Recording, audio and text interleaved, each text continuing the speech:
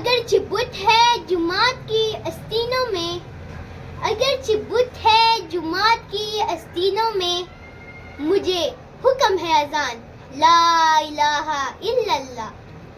اللہ تعالیٰ قرآن مجید میں بار بار فرماتے ہیں کہ نا امید نہ ہو، کمزور نہ پڑو، غمگین نہ ہو، مایوس نہ ہو، امید کو کبھی بھی نہیں چھوڑنا، کیونکہ کمزور تمہارا وقت ہے، اللہ پاک نہیں۔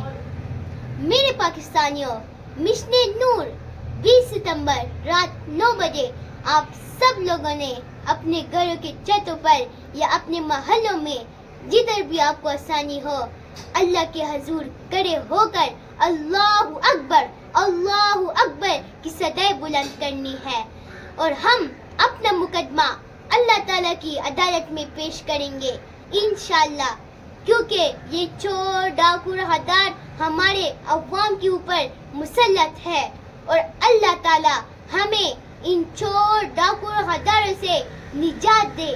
آمین۔ آپ سب بولو ثم آمین۔